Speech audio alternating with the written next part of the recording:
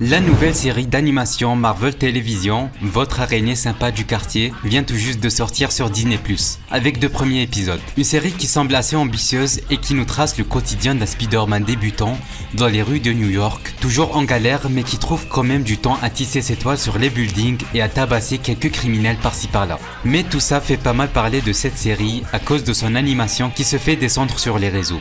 À cause de fans qui la trouvent moche visuellement, que ce soit à cause du mélange 2D et CGI ou du choix des couleurs et de l'ambiance. Et c'est ce dont on va parler dans cette vidéo. Essayez de comprendre pourquoi ce style d'animation déplaît et pourquoi certains râlent dessus. Mais juste avant de commencer, je tiens à te demander de t'abonner à la chaîne et à activer la cloche des notifications pour ne pas rater les prochaines vidéos qui pourraient t'intéresser. Et sur ce, on commence. Spider-Man, Spider-Man does whatever a spider can. Spins a web any size, catches thieves just like flies. Hey there, here comes that Spider-Man.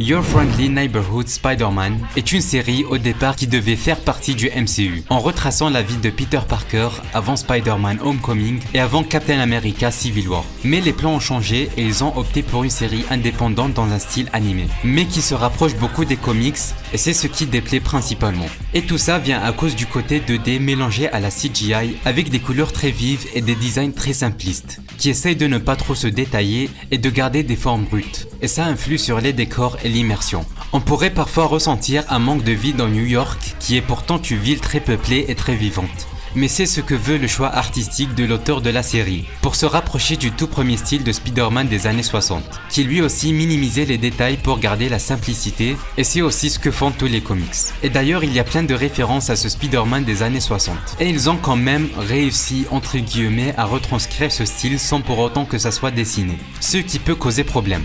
Le style 3D mélangé à la 2D avec des contours noirs épais peut créer quelques problèmes concernant les mouvements des personnages. Problèmes qu'on trouvait pas dans d'autres œuvres mélangeant la 2D et la 3D, comme les films Spider-Verse et Arcane par exemple.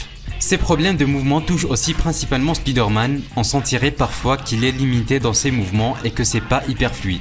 Ce qui pose un peu problème quand on parle d'un des personnages les plus agiles et celui qui reste jamais immobile. Mais quand même, tu peux mettre pause à n'importe quel moment de la série et la poser sur une page de comics et ça passe. Sans oublier les petites transitions de découpage qui dézooment un peu et qui nous montrent que ça fait partie d'une page de comics. Et il voulait aussi garder un effet cinématographique avec les mouvements de caméra et les effets visuels. Et sans oublier aussi que cette série d'animation vient après pas mal d'autres séries animées qui étaient pour le coup très appréciées et très bien animées. Que ce soit X-Men 97, Creature Commandos ou Arcane qui est beaucoup plus ambitieuse ou Dandadan du côté du Japon. Ces séries-là ont certes des styles d'animation différentes de notre araignée sympa du quartier, mais c'est l'une des raisons pour laquelle les gens l'attendaient au tournant sur les réseaux. Et logiquement, vu que c'est du Spider-Man, ça va être comparé au film Spider-Verse. Mais personnellement, je trouve que cette série a largement le potentiel de s'asseoir à la table des autres séries Spider-Man qui ont été faites ces dernières années. Que ce soit celle de 2017, Spectacular Spider-Man, Ultimate Spider-Man ou la série des années 90. Elle nous introduit plein de choses de l'univers de Spider-Man et de Marvel qu'on pourrait apprécier, et des idées très originales. Je pense par exemple au fait que ça soit cette fois-ci Norman Osborn qui va être le mentor de Peter, comme un peu la tradition des films de Tom Holland, ou à tous les costumes que Peter va avoir tout le long de cette série. Quelques caméos par-ci par-là, Doctor Strange, Daredevil avec la voix de Charlie Cox, et plein d'autres méchants emblématiques de notre Spider-Man. Donc ce début de série est un grand oui pour ma part. Et je lui donne une chance et ça risque fort de me plaire tout comme fan du personnage de Spider-Man. On aura chaque semaine des épisodes de 20 à 30 minutes, donc il y a de quoi faire de bonnes choses.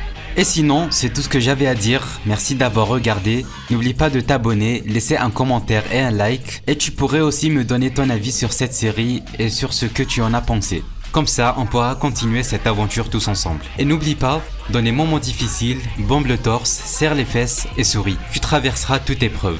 C'était Norguys et à plus tard.